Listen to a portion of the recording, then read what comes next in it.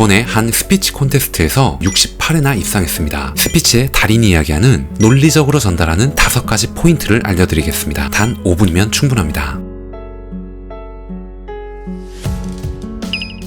안녕하세요, 따독따독입니다. 따독따독은 여러분들의 매일 1%의 성장을 응원합니다. 논리적으로 말하기, 말 잘하는 것, 그리고 프리젠테이션 하는 것, 생각만 해도 가슴이 떨리고 숨이 막히는 것 같습니다. 그만큼 부담이 많이 가는 것이죠. 어려운 것이기도 합니다. 일본의 말하기 고수가 이야기하는 커뮤니케이션의 확실한 법칙, 일잘러가 되기 위한 프랩 공식이기도 합니다. 우선 프랩이라는 얘기를 빼놓고 갈 수가 없는데요. 아주 심플하고 간명합니다. 의도적으로 연습을 하시면 충분히 바뀔 수 있다라고 확신합니다. 이 내용은 하버드 글쓰기라는 책을 통해서도 읽었던 기억이 납니다. 일맥상통한 주제라는 것이죠. 프랩 공식이라는 것은 알파벳 앞글자를 따서 만든 겁니다. P는 포인트입니다. 핵심과 요점, 내가 하고자 하는 주장을 말하는 겁니다. 두 번째, R은 이유를 얘기하는 거예요. 내가 이렇게 얘기한 이유는 왜냐하면 이것 때문이야. 그 다음은 example입니다. 예시를 얘기하는 거죠. 구체적인 데이터, 숫자, 연구 사례 등을 제시하는 겁니다. 그래서 신뢰성을 더 높이는 거죠. 마지막으로 P, 다시 한번 포인트입니다. 인간은 망각의 동물이죠. 중요한 부분은 재강조해야 됩니다.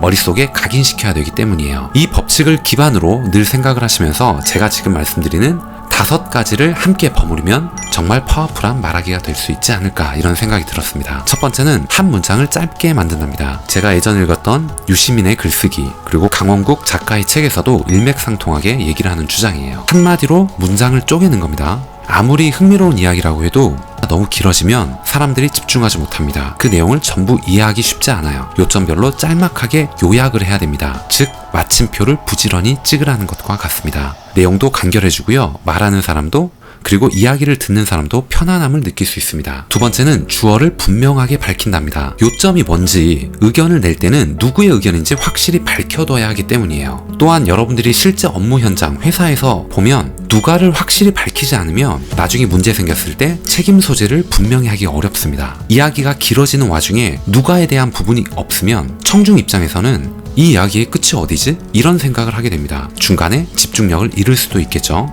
세 번째는 구체적이고 정확한 단어를 선택하랍니다. 여러분들이 10명 앞에서 대화를 나누고 있어요. 근데 아주 큰 빌딩이라고 표현을 했습니다. 그러면 누군가는 63빌딩을 떠올릴 거고요. 누군가는 두바이의 초고층 빌딩을 떠올릴 겁니다. 근데 누군가는 5층짜리 빌딩을 떠올릴 수도 있거든요. 그렇게 하지 말고 지상 10층짜리 빌딩이라고 명확히 표현해 주는 겁니다. 듣는 사람마다 다르게 받아들이지 않도록 우리가 먼저 선을 그어주는 거예요. 논리적 말하기를 통해서 여러분들의 주장을 관철시키기 위해서는 최대한 객관적인 단어를 선택하는 게 좋습니다. 네 번째는 접속사를 능숙하게 구사한다입니다. 이거는 문장의 전후, 그러니까 시간관계, 연결들을 분명하게 만들어주기 때문입니다. 거기에 더해서 지금 제가 떠오른 건 한 가지는, 우리가 대화를 나눌 때 상대방에게 반박해야 될 때도 있을 거예요. 그때 너의 의견이 맞아, 하지만 이라고 얘기하는 게 옳다라고 얘기하는 사람도 있습니다. 왜냐면 먼저 동의해주고 나중에 반박을 하는 거기 때문에 바로 반박하는 것보다 더 좋다라는 의도인데요. 거기에 더해서 저는 이렇게 생각합니다. 처음에는 동의를 해줍니다. 그리고 하지만 대신에 그냥 그리고를 쓰는 거예요. 지금 너가 이야기한 그 주장에 대해서 나는 동의해. 그리고 이 부분은 나는 생각이 조금 다른 부분이 있어. 이렇게 그냥 가는 거죠. 듣는 사람도 반반심이 더 적어질 수 있다라는 그런 측면입니다. 다섯 번째는 중요한 내용은 반복해서 상기시켜라 합니다. 인간은 지루한 걸 싫어합니다. 그리고 집중력이 생각보다 짧아요. 그리고 망각의 동물입니다. 본인이 보고 싶어하고 듣고 싶어하는 것만 듣기 때문이에요.